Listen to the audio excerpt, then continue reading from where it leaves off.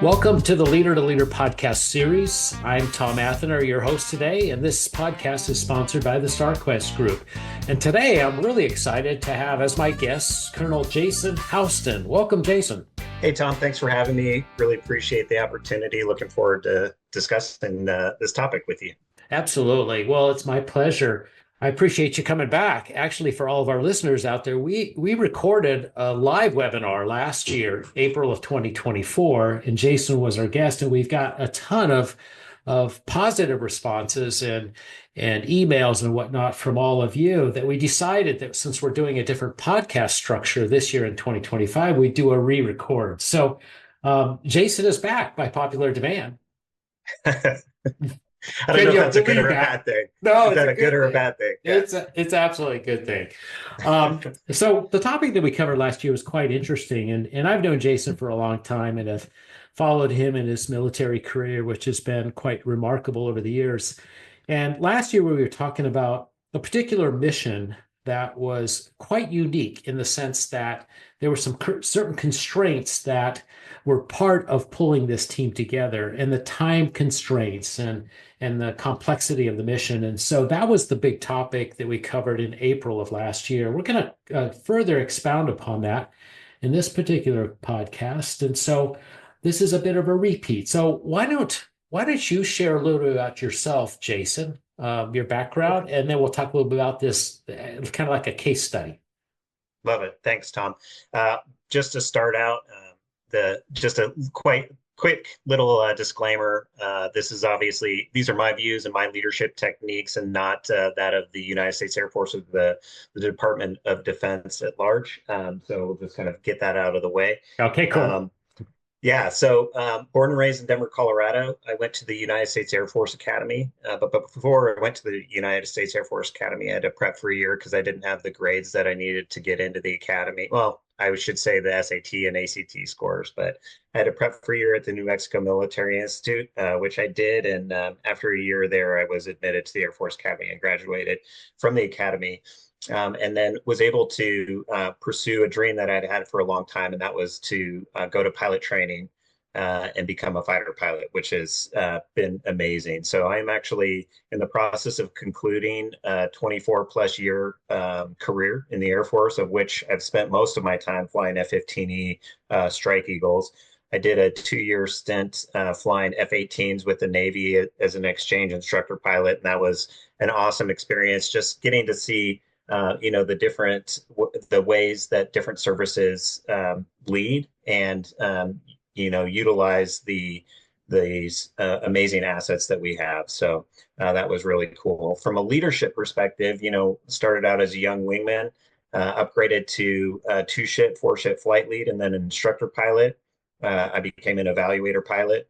And from that was given a number of different leadership opportunities, starting out as a flight commander, leading about 10 people, to director of operations, where I was leading the operations side of things, to include airfield management, which was really amazing to see the odds and ends of how you get all of the aircraft off the airfield and into the airspace, and working with a bunch of different entities. So that was great. And then on to become a squadron commander in charge of leading 80-ish people. And then I just concluded just a couple of years ago, Deputy Air Expeditionary Wing Command, where I was the second in command of about 2,000 deployed individuals and over 50% of the combat air power for the theater. So that's kind of the spectrum of leadership that I've had throughout my career. And then today, what we're going to talk about is that squadron command, and that's the linchpin of command in the Air Force. For us, that's our first real time to help people with assignments, help their families, and you're leading units into combat as the squadron commander. And so, what we're going to talk about today is kind of that period of time in my career, and probably the most influential 2 year stint over a 24-year career. Awesome. That's great. So, and currently you're working at the Pentagon until you go to official retirement. That's right. Yeah. Currently, I work in the Office of the Undersecretary of Defense for Personnel and Readiness. So working on more of the high level strategic readiness of the force, and providing senior leaders with, the 24 years of experience that I have in helping them make decisions or trying to help make decisions, provide input and perspective. Yeah. Yeah. Okay, cool. And it must be quite interesting there these days at the Pentagon, as any Yeah, administration change is, right? that's right. Yeah, that whenever there's an administration change, there's a lot of information that needs to be passed up and generated, stuff that we've been working on for 2 years that I think many times you just take for granted that people know, even acronyms, right? That we're having to go in and pre-brief our principals for meetings that they're going to, and then having to distill a lot of acronyms that we take for granted, which can increase the length of the prep brief for sure. Totally, totally get that. Well, one of the things that we talked about last year, and certainly what we're going to be discussing today, it's really the leadership practice areas about these creating high performing teams, and really how do you become more effective team leader? And so I want to go back to that time frame that you were referring to on that particular mission. So will you share with our listeners what was going on, kind of what the situation was, paint a picture of the setting? Sure. So, like I said, squadron command is kind of like the pinnacle of an Air Force career and leadership opportunity, to really be able to influence, a group of individuals at a very personal level, right? So I had just taken command of the squadron, the 336 Fighter Squadron, which is one of 6 combat F-15E squadrons. I knew coming into the squadron that I'd have about a year before we would go on a combat deployment.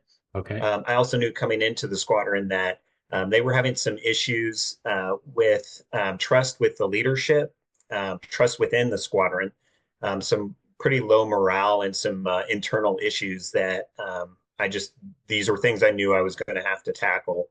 The goal with going in, for me was to create an environment and a squadron that what I said is I wanted to have and work towards and with the squadron to have the fighter squadron of choice, which was I wanted people to want to come to work and to work collaboratively with each other. I wanted people that were outside the squadron to want to come into the squadron because of what we were generating in the squadron. And then from a combatant command perspective, I wanted them to see that we were a high functioning fighter squadron that they would want to bring in if tensions were getting high. Oftentimes, that's a cyclical thing anyways, but I wanted them to know that we were ready when the time came. So can you just break down a squadron? I mean, Yeah, who's numbers? Who are the sure. players? That sort of thing. So for the F-15E Strike Eagle community, I would say it's about 80 members in the squadron. Okay.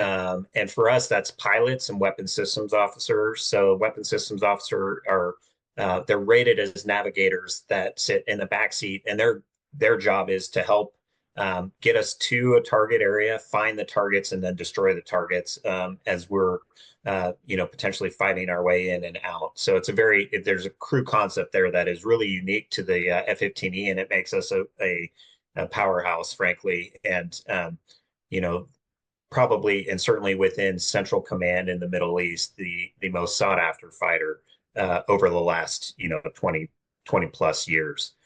And so we do have a few contractors and a few government civilians that work in the squadron. That would probably range, I would say, between 5 and 10 people. Okay. And so, other than that, mainly military members. So you have And I remember reading that book, Team of Teams. I think it was Stanley McChrystal that wrote that book. Mhm. You with a team of 80, I mean, it's a large team, or do you think of them as sort of a team of teams in a way? Yeah, I mean, I definitely think it's a team of teams. I think that book, what's interesting is within the special forces, particularly in the book that he's talking about, he had the opportunity to really hand pick the people that they wanted within their units. Got it. I would say that happened, further upstream from where we are. So by the time people have to perform in pilot training to get to the point where they've got, or through the WISA training to the point where they are sent to the fighter community. So once Got that it. happens and they make it through the training within the fighter community, they've kind of been vetted already. And then we do as squadron commanders, as the basic courses are graduating, we do get to kind of we have a little bit of a draft, if you will, and pick the personnel that are coming out of the class. And I tried to use that process to help kind of shape what I wanted the squadron to be and to look like. But I think it's a little bit less than what the Team of Teams book kind of Okay. insinuates. Okay. Yeah, So you got a squadron of 80, of which you've got aviators, you've got flight navigators, you've got support, some independents out there. So that's the setting. You're pulling this that is team the setting. together. Yeah, yeah, and just to kind of add on to that too, I mean, again, the Team of Teams thing, the fighter getting to be within the fighter community is definitely, we like to use the term meat eaters, right? So these are individuals that are type A personalities. They're high functioning individuals. They're in an environment that is fast paced, quick decisions that need to be made. And so, again, that kind of sets the tone of, generally speaking, we're working with really top tier, high functioning individuals. Okay. Awesome. Okay. Great. So what happens next as far as Okay, you're pulling so this team yes, together? yeah, exactly. So going into the process, I sat down with my wife Mary and actually the kids too, and in deciding to want to be a squadron commander, the real discussion as a family was, if we're going to do this, we're going to be all in, which means that Mary's going to be involved and the kids are going to be involved. This wasn't just going to be, dad goes off to work and then comes back, right? Like this is going to be a family affair. And so going into it, we kind of charted out what we thought that would look like. Um, uh, and the goal was to create a family-like atmosphere, realizing not everybody would see the squadron as a family, but to be able to provide that opportunity for people, if they so chose to be a part of something like that, Uh-huh. right? Yeah. We wanted it to be inclusive. We wanted it to be and that's really an important aspect, particularly knowing a year from now we're going to be deploying, right? And when you deploy and you're gone from your family for 6 months, there's a lot that happens that goes on back home where there's support that's needed, whether it be with kids or just life happening. And so that was why we wanted to go into it with that mindset. And so we kind of charted out, okay, over the next year we have this year to prepare to deploy. So we'll get in, we'll work on the culture side of things. We'll work on rebuilding that trust. We'll work on setting high standards of the squadron members as it relates to being, combat aviators. And we'll make sure that the families and everybody is ready to go that year from now when we had to deploy. So how And would then, you, so yeah, you were really looking at the culture and how do I go in and be aware, kind of assess what's going on culturally and really be very deliberate about reshaping that. If you were to just summarize or kind of one sentence about what was the culture you were trying to create, how would you describe it? You're talking about family and a variety of other things. yeah. So, I mean, I think it kind of goes back to the fighter squadron of choice, right? Like I Yeah. wanted people to want to be there and to be a part of something bigger than themselves, right? And so I think, and my wife and I, that was, we wanted to create something where people felt connected. So I would say connectivity, right? Like really a connectedness of the people in the squadron.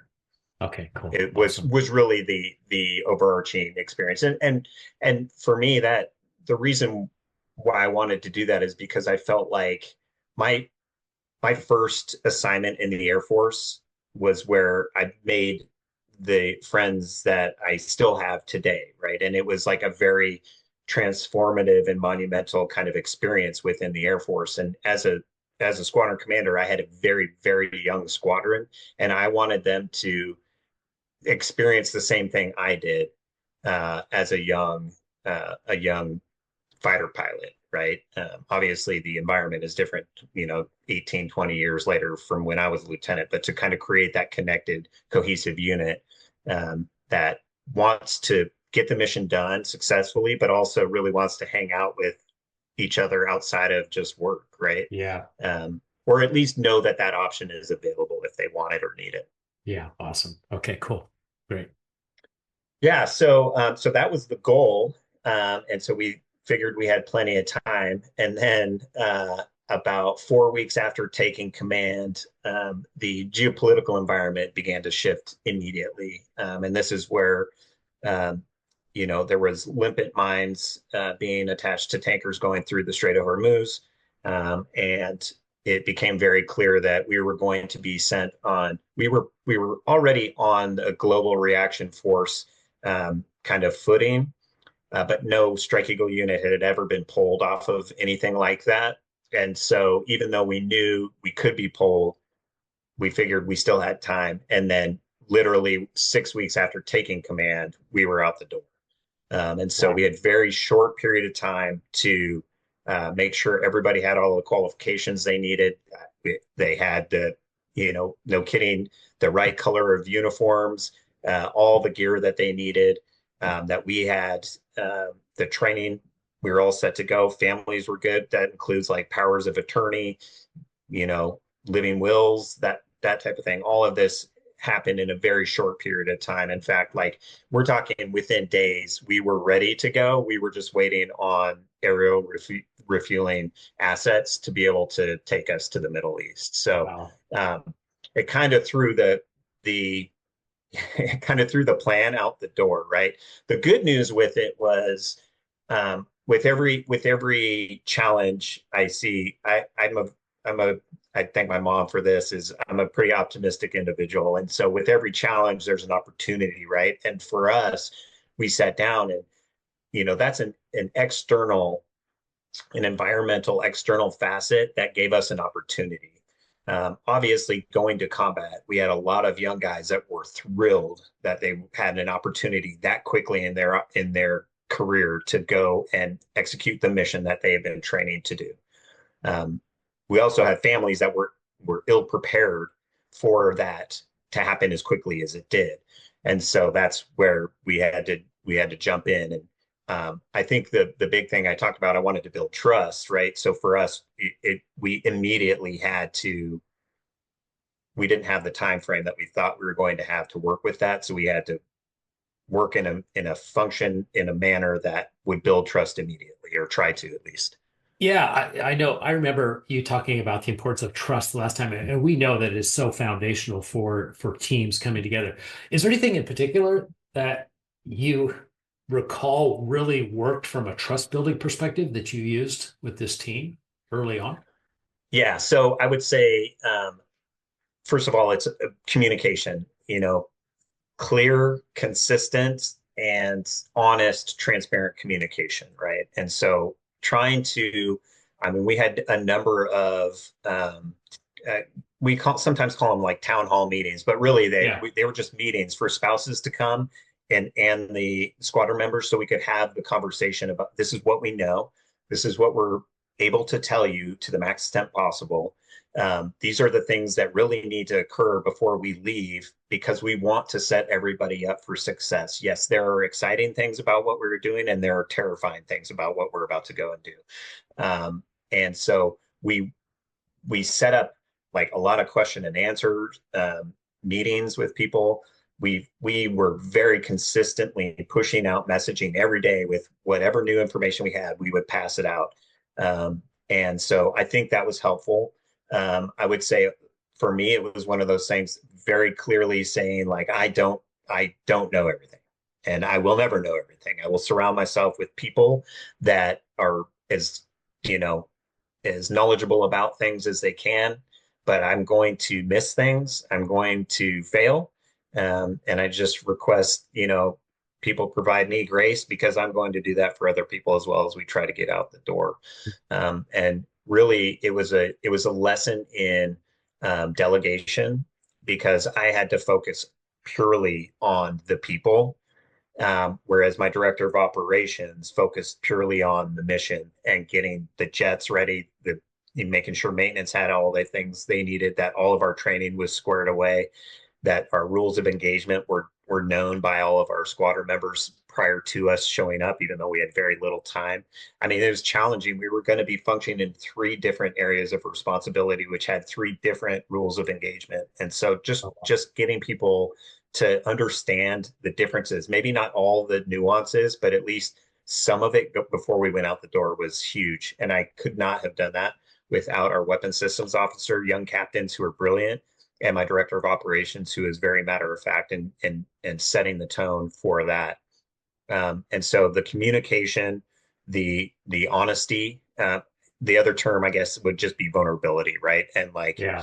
there were conversations with family that certainly were I get choked up. I'm kind of an emotional mess at times, but and just saying like, hey, I know it's exciting, but it's scary and it's sad too because we know like I'm gonna miss my son's birthday, and we're gonna miss holidays and stuff like that, and that's just being honest and vulnerable. I think helped maybe engender some trust quicker in that specific environment. Were there, I'm curious as to whether there were people that didn't respond to that type of an approach. Did you have, or did you find that it's just a humanistic need that people want to feel like they're connected, they want to feel heard, they want to feel valued, all the things you were talking about, and just kind of did you find it was well received, that approach of setting the stage? You set the table for how you were going to come together. You really defined it quite well, you know? Yeah, I mean, I I will say this, and this is a credit to the people that we were with. Yeah, And maybe some of our approach, but I think people really did buy in, right? But they may not have had another choice either, right? So sure, sure. I think they bought in. I think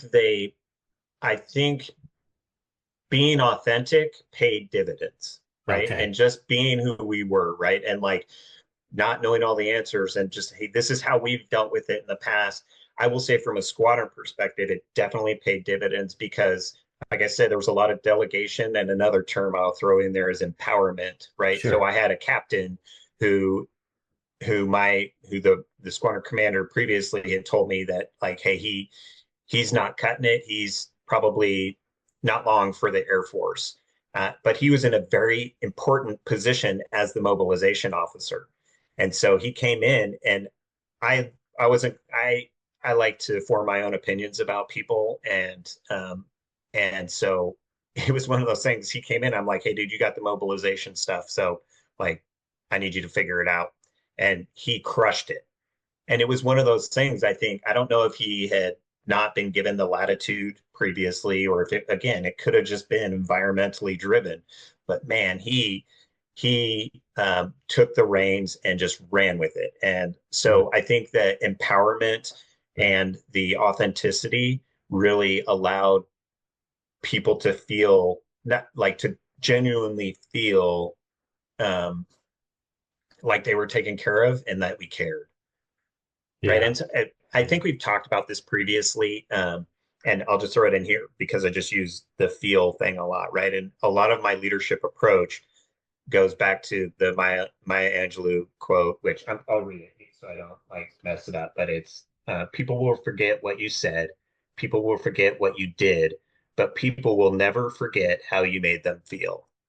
yeah, And so for me, that was the goal is I want people to walk away from our time in command knowing that like we cared and we had their best interests in mind. Yeah, we'll make mistakes, um, and we'll probably fail at points, but at every point we had their best interests in mind and wanted them to feel a part of what we were doing. yeah, yeah. So you're over there now. You've been deployed. What happens over there now? I mean, what kind of Yeah. carry on with the Um, story or the case study okay. as we're So calling it? yeah, yeah. So we got over there in record time essentially. And when I landed, we landed in the United Arab Emirates. And when I landed, we were welcomed by the wing commander. And I was told almost immediately that Iran had just shot down one of our reconnaissance unmanned aerial vehicles. And so things were heating up even more than what we had imagined. And so the stress of getting out the door, it's interesting because I've had a number of conversations and people say like, what's the most stressful flight you've had, right? And Yeah. I mean, I've got over 100 combat missions and like over 500 combat hours. And probably the most stressful flight I've ever had was the transit from North Carolina to the United Arab Emirates. Not because of anything that actually occurred, but just because it had taken so much effort to get out the door and the unknown of what was awaiting us on the other side. For me as a squadron commander of 8, we deployed with 60 people, but of a squadron commander of those individuals that I had literally just taken command of, 6 weeks earlier and trying to build the stuff we just talked about. Yeah. That was the most stressful time for me, 100%. Wow. And then we land and they're like, things are heating up and this could get worse. Um, so yeah, so when we got there, things heated up, but I would say what was interesting when we got there, for everyone, they had the personal side that was back home. That's always a challenge when you're deployed. Hmm. Then there's the professional side, and honestly, that that worked itself because everyone was there. There was a clear mission. We were focused on that, and I don't want to say without like you're not distraction free because obviously you care about what's going on at home and want to help out there, but like it's just different when you're not physically there. And so it was easier to build the team and to continue to work on and build trust, and work towards setting the high standards. So I would say, we went in, we want to build a culture, we want to build trust, and we wanted to have high standards. The high standards thing was kind of, I guess I kind of let that's one of those things that's an expectation anyways. So I didn't really focus on that until we were deployed. And then it's like, okay, here's the deal. We're deployed. We've got 3 areas of responsibility, a lot of ROE that we all need to buckle down and make sure we are ready to go. So And if you're not ready to go, your mission was extremely clear right from that very point of what you were yes, going I mean, towards. yeah, we landed, and when we fly across the Atlantic or Pacific, we're in a travel configuration. So we have, travel pods on the aircraft. We'll fly with tanks normally when we're deployed for the external fuel tanks, but when we landed, they're pulling like they were literally trying to get our aircraft ready for combat missions within 12 hours of us landing, Wow. right? Wow. Or if not shorter. So yeah, I mean, we landed and it was like, you guys are going to be on their tasking order and flying missions. So like we got there and it was get folks food and get them to bed so that they're ready to go. Um, and so yeah, it was immediate. It was immediate. How many these were F-15s, right? Is that what you said? Yeah, it was. Yeah. How many are in this squadron? I mean, how much equipment are you taking over there? Yeah, so normally back home we've got a little over 20, 22, maybe 24, but Uh-huh. when we just deployed with 12 this time, which was actually normally we would have probably had a few more than that, but we were a 12 ship Okay. Okay. Strike Eagles. And Yeah. what do those things run these days? Just to go as an offshoot. It's just a Yeah, I random think thought. I Or think we is that use top secret? Is that classified? no. Yeah, I think like for awards and stuff, we normally say around $50 million in aircraft, Okay. something like Okay. that. So they're a little older. They're not as expensive as F-35s or F-22s, but Okay. but they are more requested in theater because of what we're capable of doing. So I'll Awesome. just throw that Okay. out there. Okay. So thank you for allowing me to go off road there for a second. Yeah, Okay. So sure. quick turnaround. You're on the ground. You're ready to roll.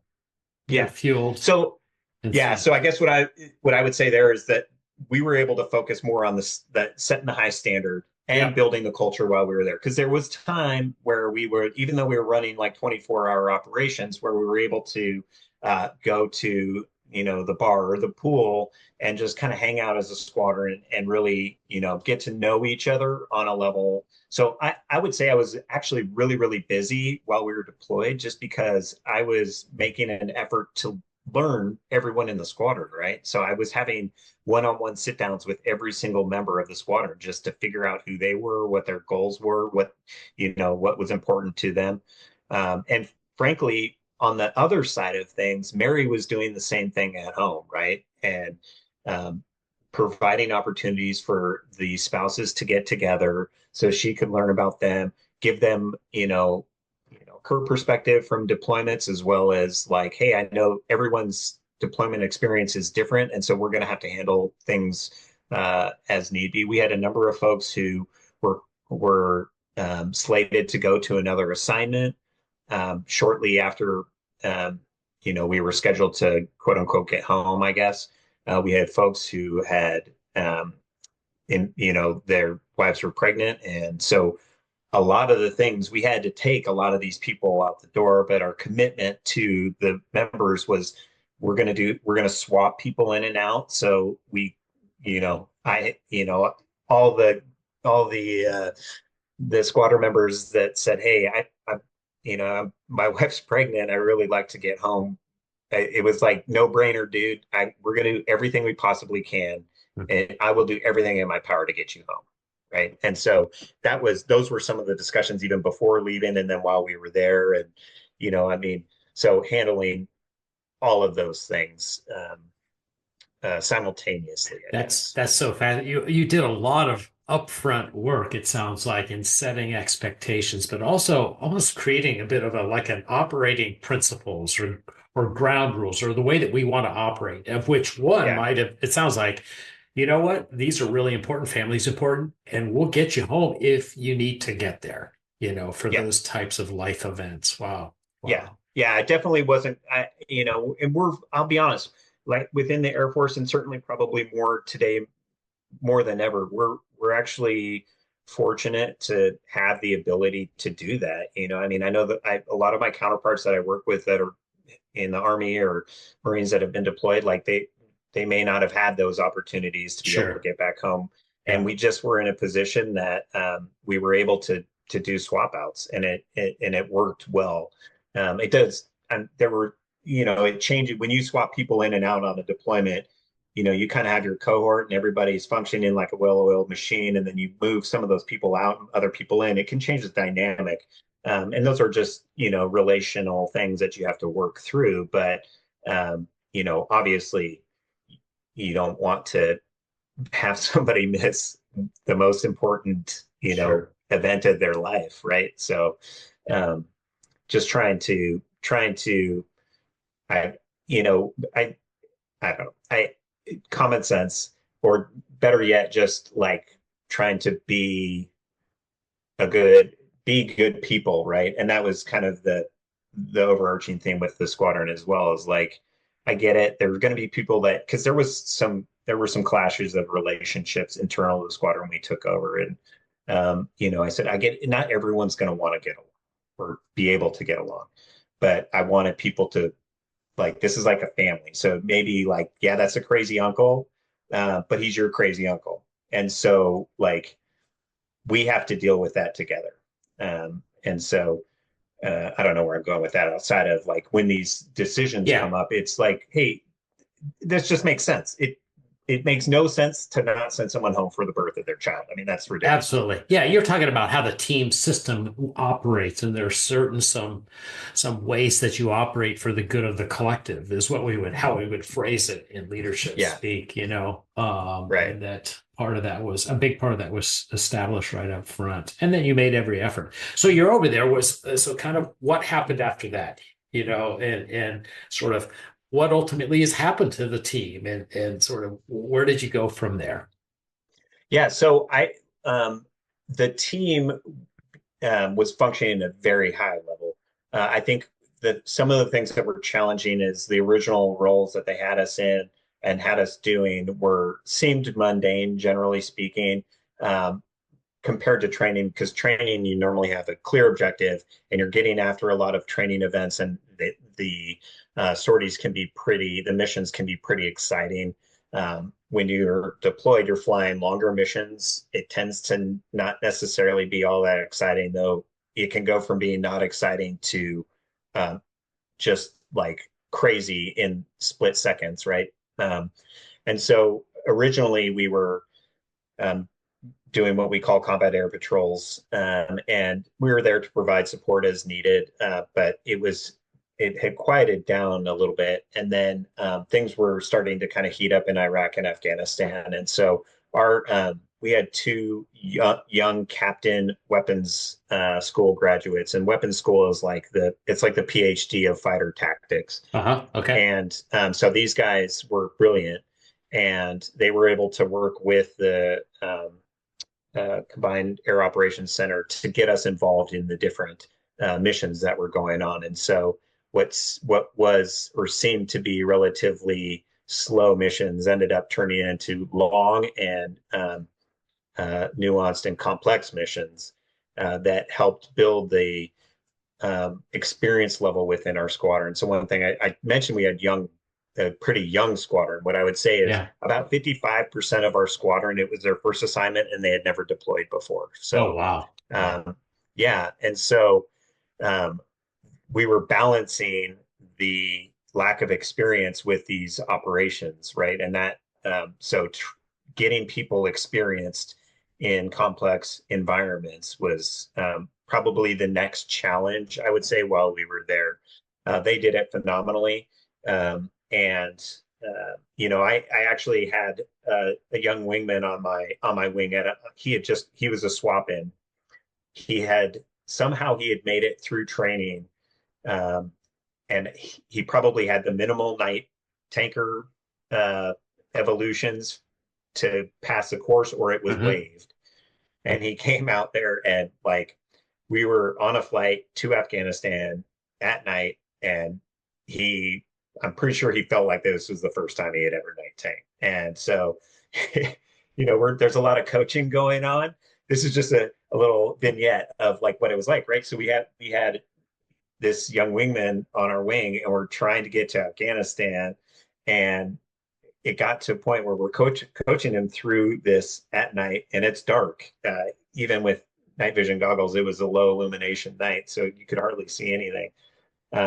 And it got to a point where in our cockpit, we were like, we have maybe about 100 more miles that we can drive before we're going to have to turn around because he can't get gas.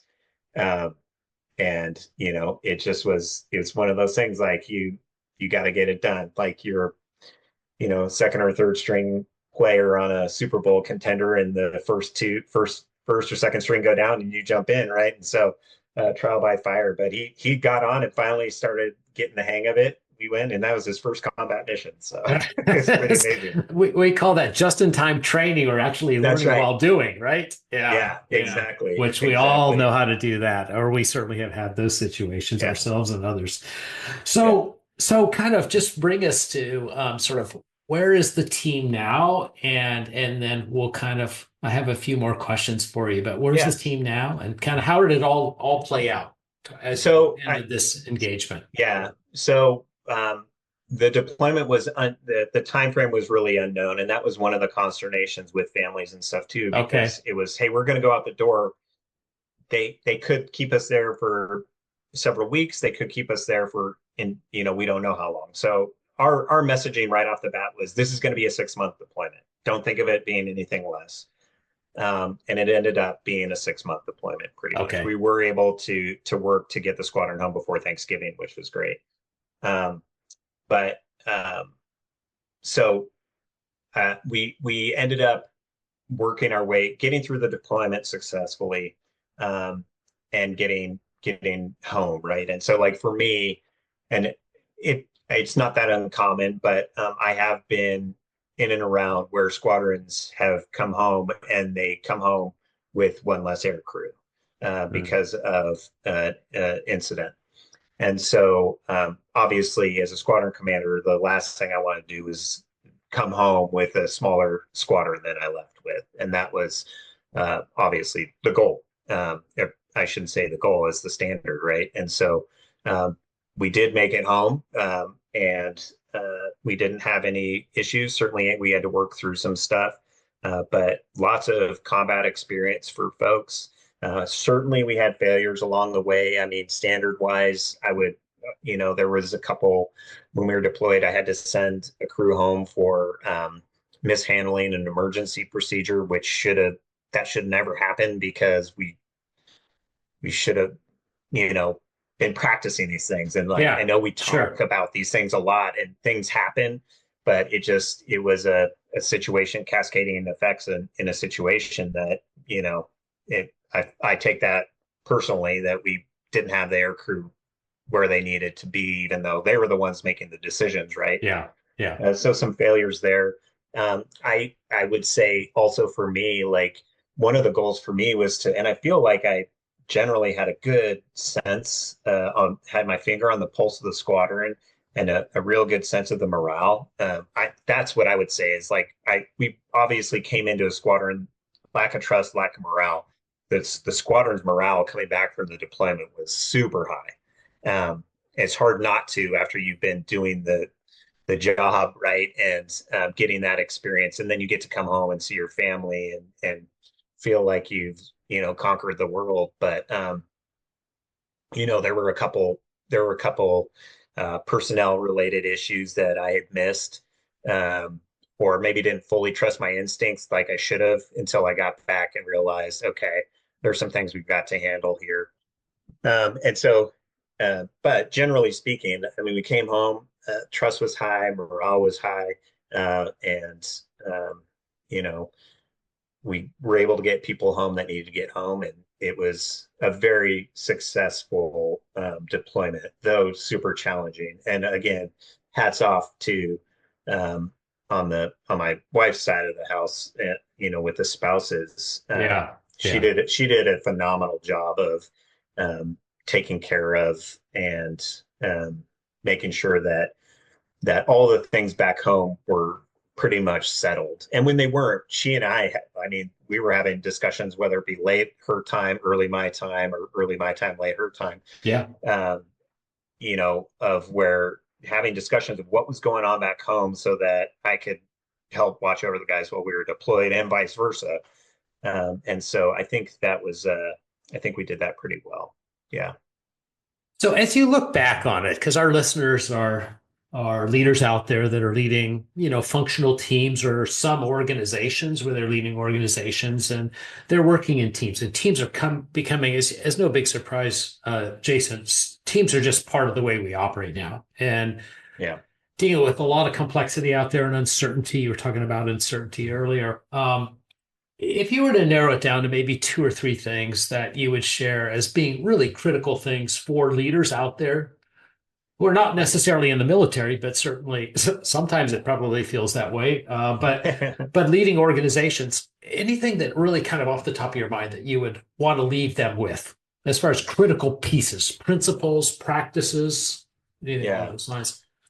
Yeah, I think the first thing, not a word, but just kind of overarchingly, is that people need to be treated as individuals. There's no like cookie cutter approach for like, you know, for each individual that you work with or that works for you, right? Everybody has their own thing going on. And so principally it was to get to know the people and what drives them, right? And not assume you know what it is based off of anything, but to really sit down and learn what it is and listen to your people about what makes them tick, where they want to go. And again, in the Air Force, oftentimes there's like this pretty standard Yeah, progression, yeah, of promotion and stuff like that. But you have to have the discussion because I had a lot of people come to me and say, like, I don't really care about that. Really, what I want to do is just fly. And I want to fly as long as I possibly can. I don't care about like being promoted. I just don't want to stop flying or something yeah, to that effect. Or, yeah, hey, I'm only going to stay in for the minimal amount of time, right? So like the thought in my mind, there was a pretty big retention problem going on when I was squadron commander, but I wasn't in the job of sitting there trying to talk people into staying into the Air Force. I wanted them to do what they felt was best for them, and everything I could do on my end would help with that. That goes back to the creating an environment. If I can create an environment where people want to be there, that will help retention. Not yes, me trying to no talk question. them into these things, right? Yeah, yeah, And then I think the other thing I would say, and these are kind of catchphrases or words, but authenticity, like you just have to be yourself and be willing to be vulnerable. Because if people will trust you if you're willing to open up.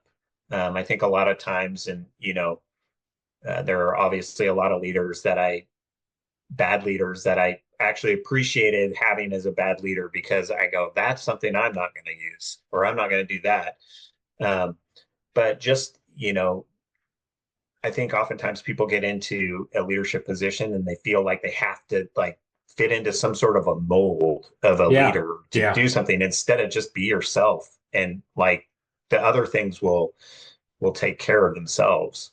Yeah. And Yeah. I did have one person tell me, he's like, hey, he's like, you got the scissors now. He's like, run with them. And I appreciate that because I think sometimes also when you get into a leadership position, you end up like, oh, I don't want to screw up. I just got this awesome opportunity.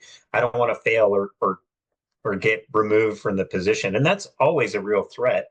But if you function like that, then you're not going to actually accomplish the things that you want Uh, to accomplish. You uh, can't function in uh, fear. You just have to go for it. yeah. Yeah. It's kind of like playing offense or defense. You can get really kind of in a defensive posture where you Yeah, don't really take those risks or expand out and grow.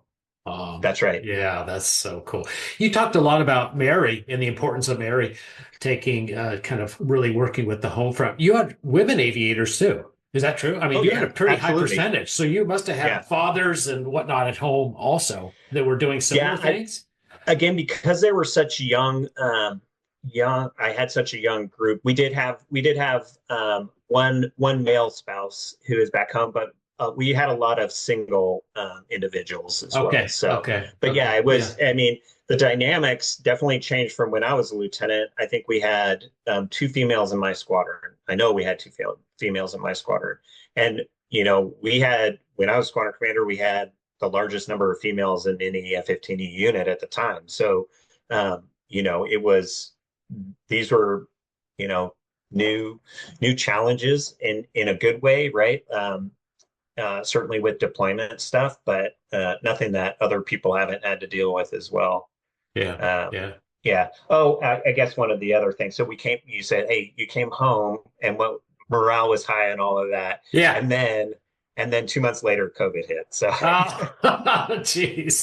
that's another conversation for another I podcast. am sure it really is another conversation. Hey, this has been great. Thank you, Jason. I appreciate you Yeah. jumping on again. This has been very fascinating to hear some of your experiences and some of your key takeaways. I have a couple of real quick questions for you. Yeah. What's your favorite leadership book? So it's not necessarily a leadership book, but it's a book that has leadership facets to it, and it's Yeah. Fearless by Eric Blem. Ah, Fearless by Eric Blem, and it's about a Navy SEAL and his trials and tribulations. It's a great story of perseverance, um, of grace and forgiveness, and I think the reason why it's important to me, it goes back to kind of the principle that I was talking about, and that is his story is amazing. And every person that you lead, their story is equally amazing, but you have to get to know them to understand all the nuances and intricacies. And his life was very complex, and there were challenges and problems with it. And the story is just, it's phenomenal. awesome. But so Great. it's not really a leadership book, but one that I actually, as a leader, handed out to people, to subordinates as gifts when they left, because I'm like, hey, this is always know your people, right? Well, as you're approaching, I have one last question, and then I'll let you go. As Yeah. you're approaching this retirement thing, what's next for you? What are you most looking forward to? Time. I'm looking forward to having time.